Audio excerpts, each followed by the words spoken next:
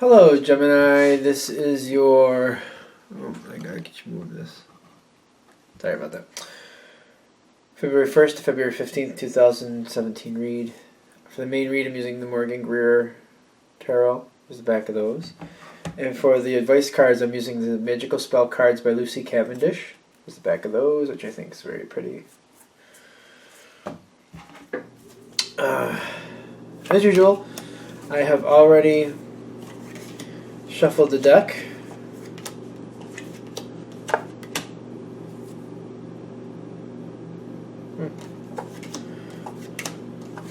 We got, what is up with all this? Okay. I'm very much an intuitive reader, so whatever way the cards flip out, that's how I do it. I usually have a basic spread I go by, but if cards want to land a certain place, they land a certain place. And looking at this, for the most part, it looks like it's pretty good. This first card, it insisted on coming in upside down, and especially because it's this card, I was more than willing to let that stay upside down. And when they come upside down, I leave them. I usually try to keep things right side up so people can understand easier.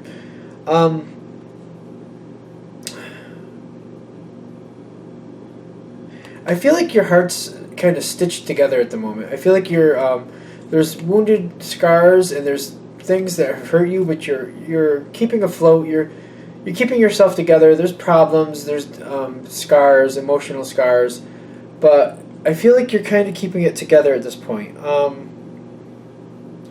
You're still standing is the kind of the feeling. Gone through some stuff, but still standing.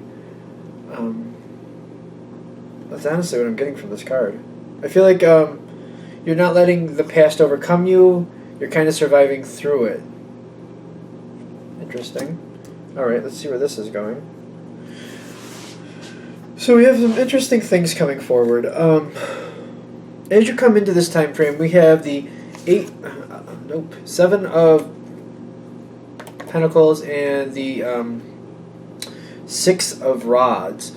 So the two of these together, I feel like you're waiting for certain things to come, but you also have success right at your fingertips. These are in your line of what's happening. I feel like you're waiting for something, not expecting it to happen, but it's done.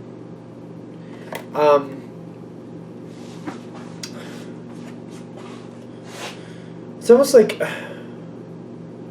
I feel like this is a matter of the heart, actually, and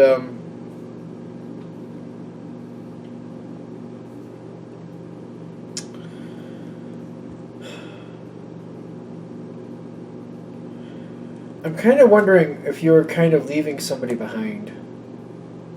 Because I see some discord around you, but not directly connected to you. There's someone, there's you here, and then there's someone here you're dealing with, but on the other side of them, that's where this discord seems to be happening, which is kind of interesting that we're even seeing it, because I usually don't get that deep into the environment that far out, but apparently you're aware of what's going on around this person, and it's affecting you. Whatever you're waiting for, you've decided to take matters in your own hands and change the situation. I feel like the other person is kind of left in the lurch. You're waiting for something, you're kind of wondering about how long something's going to take, but then you kind of move it in the direction that you get what you want out of it. I feel like you're very motivated to get what you want in this situation. So while you're momentarily waiting, thinking it's going to take a while, then you just kind of shift gears and just make a decision and change the situation. I'm still kind of getting you're leaving somebody behind. You're pushing somebody out of the picture in a sense. Not really pushing them, but just kind of letting them go. Changing something, almost like changing your route to work in a sense. Changing how you handle things.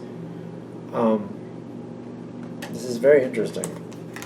Because we're getting so deep into the environment, I'm kind of shocked that we're doing that, but that's the way it's coming out.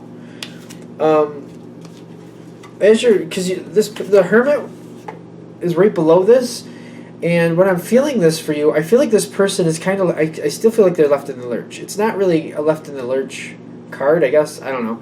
But that's what I'm feeling. This person's kind of left out, you've kind of moved on from them. Whatever's happened in the past, something's reoccurring, and you're seeing it, and you're like, no, I'm not doing that, and you're just kind of, I don't know. I feel like when it first starts happening, you're kind of like realizing it's kind of going to happen, and starting to batten down the hatches, buckle yourself down for the ride. But then you're like, no, I'm not going to do that. Then you change directions, and that's your success. You've decided to leave this person out of it because whatever's happening in the situation, you've already done this, and you're not going to do it again. That's what you've decided. You've caused them to really rethink about what they're doing. However you've handled the situation, they kind of feel like what you said goes, and I feel like they're out of the picture after this. Especially with the peace card next to the Four of Swords right here, which I know I'm probably not showing you these as well as I should. You got Two of Pentacles, Four of Swords, and then you got the peace card here. They're kind of working together like this, which makes me, when I see this, I see like somebody contemplating or thinking over what happened and just being like, there's nothing, they feel like there's nothing they can do about it. That's what this is kind of saying to me. They feel like there's nothing they can do about it, but it's kind of like, they're kind of at peace because they realize it's done. There's no question. It's not like you're stringing anybody along, whatever the situation is. You said what it is, and they believe you, and you meant it. And that's kind of where that lies. I feel like this is why we're seeing this card, the Three of Swords reversed. Is like there's something from the past, there's war wounds from the past that you see repeating, and you recognize it as soon as it starts. And at first blush, you kind of like settle in and just kind of hunker down, getting ready to weather the storm. Then you're like, wait a minute, I've already done this. I know where this is going. I'm not doing this. And you free yourself from it. And I feel like that is your victory, which is it's a good thing. The interesting thing is, as this card is kind of crowning everything, the whole line of what I just told you, that's all separate as you go into this time frame. It's like all by itself. It's like none of it's connected. I mean, I'm not showing you the table here, but it's just none of these cards are touching the rest of the cards. You got like a big swatch here I'm going to go through next, and then you got one card by itself leading out of this time. Okay, so the next part, I feel like and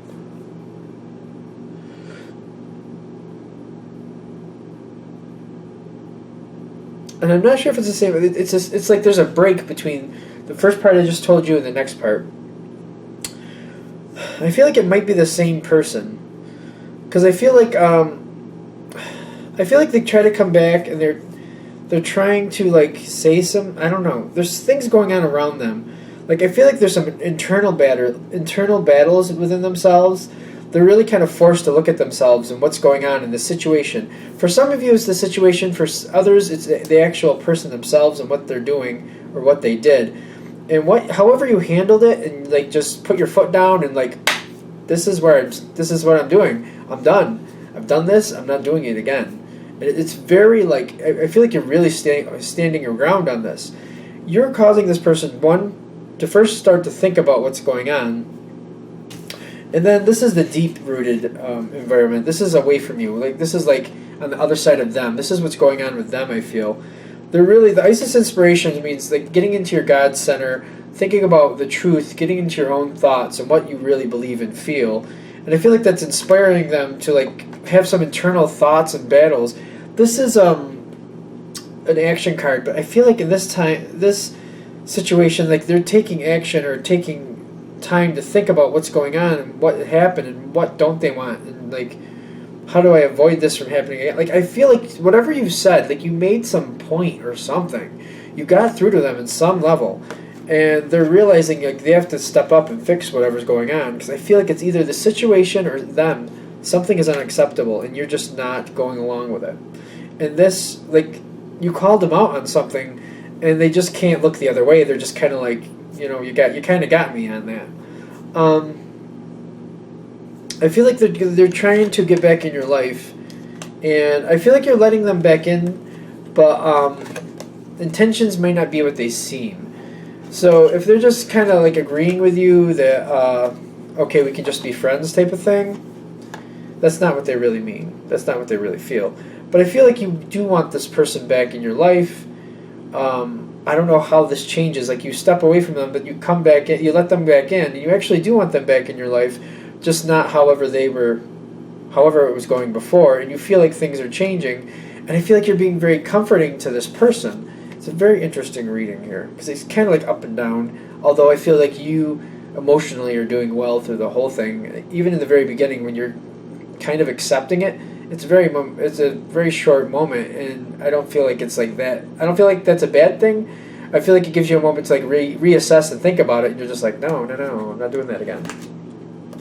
So even though you bring this person back, I feel like the Magician card's here, and the Moon card's right below it. So I feel like you're bringing this person back into your life, but I feel like they're not being completely on the level about how they feel or what they think or what's actually going on. And they're mustering all the strength they can to keep things together to stay in your life. Now I'm wondering, when we say that we got the Moon card here, I almost feel like they're also kind of like, what's that word? Wooing you a little? I don't know if that's the right word. I feel like they're kind of fooling themselves. I'm almost feeling like the situation, the way they're viewing it, they feel like it's easier fixed than it actually is. Again, it's either a situation or it's them themselves. Something isn't right, and you've called them out on it. So when this happens, you're going to know which it is. And the more I see the Moon, I feel like you're trying to believe them. I almost feel like you recognize them as the Moon card, in the sense of like you realize something it can't be that easy. I mean, I almost feel like you see that.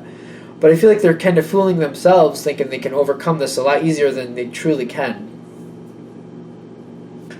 And you're very nice to the person or people. I think it's a person, because you're very comforting to them, and there's harmony in your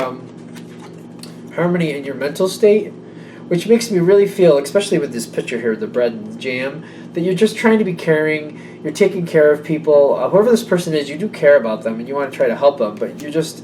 I still don't feel like you're gonna put up with whatever's going on. Okay, so because I'm wondering if I was all over the place as I went through this video, so I'm going to try to recap real quick. Then we'll touch on the last card.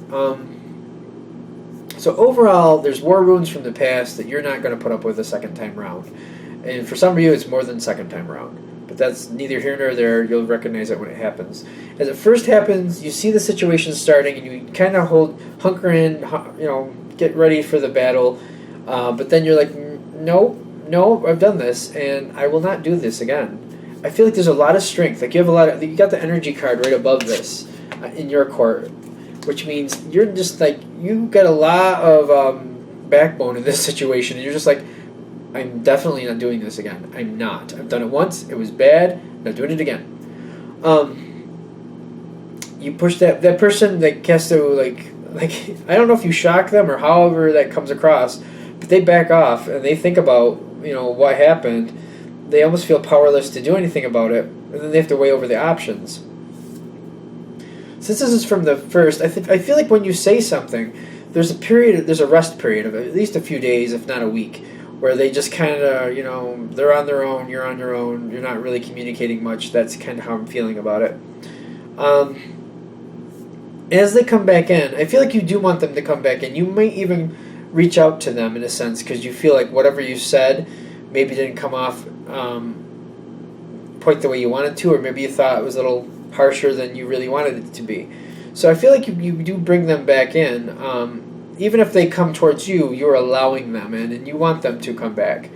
In a certain sense, you definitely are keeping control of the situation, even if it has to be more of a covert. Like they don't realize how you're keeping control of the situation by distancing yourself from them when needed. They're trying to get back in. They're trying to do the best and trying to fix the situation. I really do. But I also feel like they're fooling themselves by thinking it's easier than it actually is. You're recognizing this, though. I feel like you're recognizing this the more I see this. But I do feel like you're very comforting, and you're offering help. And you're more than willing to, because I feel like when you're looking at the situation, you're just kind of like, I recognize these signs, if it's the person or the situation, you're very aware of what's happening. And you know that person is just kind of fooling themselves. You believe that they do believe what they're saying, but you also know that it's just not going to work out the way they think it's going to work out. So you're very comforting, and you're offering advice, but you're also making sure that you have your distance when necessary, and you'll without being combative. Like if you have to like plan other things, so you're away from them, you'll do that. Like you'll do what you need to do to keep away from. Like you're just not going to be a part of that situation, and you've made up your mind. And you have many different avenues to keep yourself away from it. You have a lot of different thoughts and actions. You're just the one thing you know for sure is you're not going to do that again. When we come out of this time frame, you have the Destiny card right in your line of action, which means this is definitely something that's supposed to happen. This is good because it's showing you your strength and it's reinforcing the lesson without having to go through the lesson again. And that's all I'm getting. Okay.